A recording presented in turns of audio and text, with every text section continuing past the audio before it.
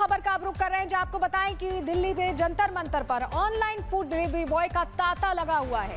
कोई बिरयानी तो कोई पिज्जा तो कोई बर्गर लेकर पहुंच रहा है। हैरानी की बात यह है कि प्रदर्शनकारियों को खाने की खेप पहुंचाने वाले कौन हैं, ये कोई नहीं जानता, क्योंकि ये मदद विदेशों से भेजी जा रही है। अब इसी विदेशी मदद पर गंभीर सवाल खड़े होने लगे हैं। सवाल यह है कि वो लोग कौन हैं जो उपद्रवियों की मदद विदेशों से रहकर वहीं रहकर कर रहे हैं। ये सवाल खड़े हो रहे हैं तस्वीरें सामने आने के बाद।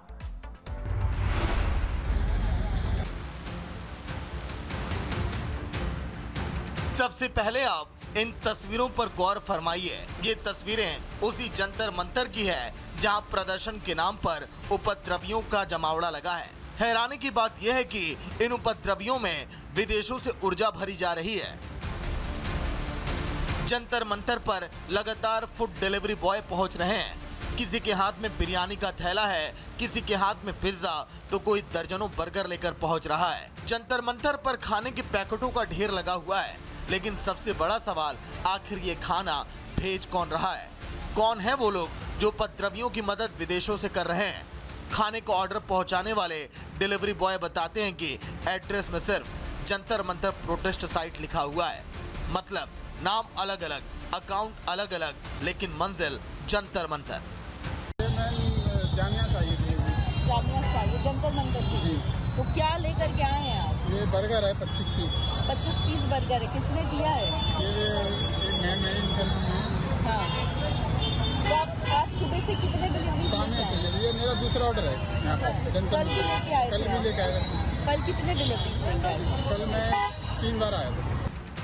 दावा किया जा रहा है कि कुछ ऑर्डर देश के अलग अलग शहरों से आ रहे हैं, तो कुछ ऑर्डर विदेशों से भी किए जा रहे हैं।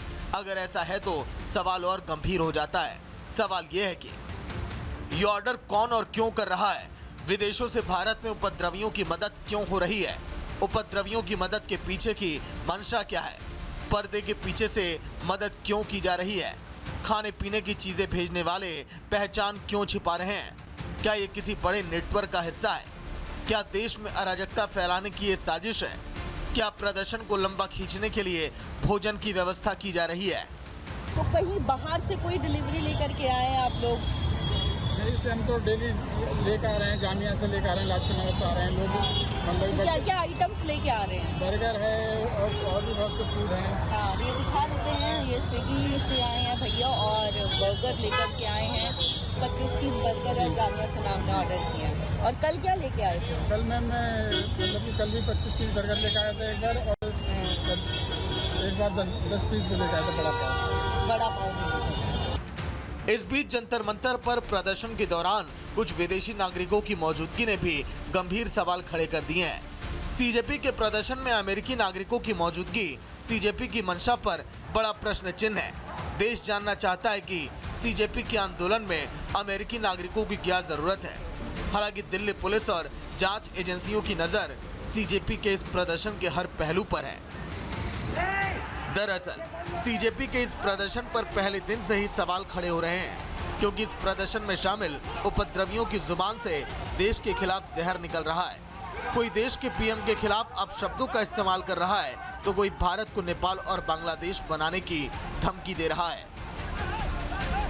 Delhi police, BJP, Indian army जय श्री राम पे ही चल रहे हैं। तो आई डोंट थिंक सो कि एनीबडी वांटेड टू ब्रिंग भगवान राम मंदिर और व्हाटएवर। बेचारों ने ये तो कह दिया कि भारत हमारी माता है, पर ये बाप ढूंढ रहे हैं। अब ये बात ढूंढ रहे हैं, तो बात कौन है ढूंढ रहे हैं? मैं तो चाहती हूँ मोदी को भी गोली मार दो, सही में मैं तो मार भी दूंगी। मैं अकेले तेरे को गोली मार दूं। संसद भवन उखाड़ दिया जाएगा, संसद भवन उखाड़ दिया जाएगा और इस्तीफा नहीं मिला तो उखाड़ दिया जाएगा, सब उखाड़ देगा, सब कर देंगे। नेपाल उखाड़ दिया जाएगा, नेपाल बनेगा।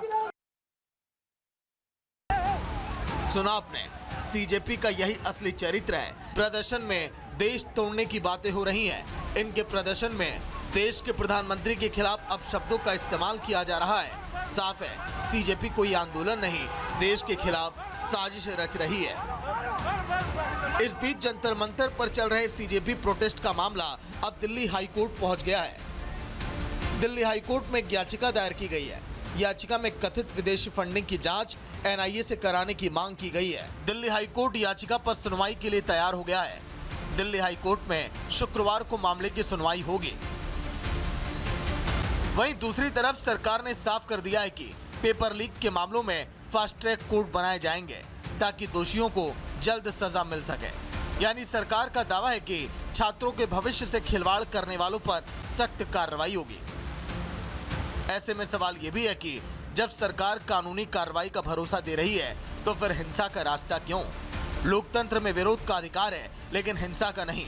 कुल मिलाकर जंतर मंतर पर सीजेपी का यह प्रदर्शन सवालों के घेरे में है। सवाल नंबर 1, प्रदर्शन के नाम पर हिंसा किसने कराई?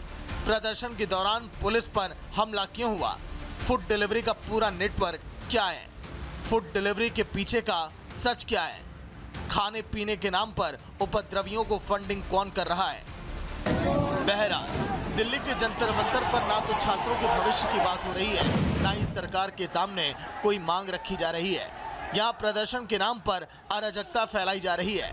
यहाँ छात्रों के कंधों पर बंदूक रखकर देश के युवाओं को भड़काया जा रहा है। देश को हिंसा की आग में झोंकने की साजिशें रची जा रही है।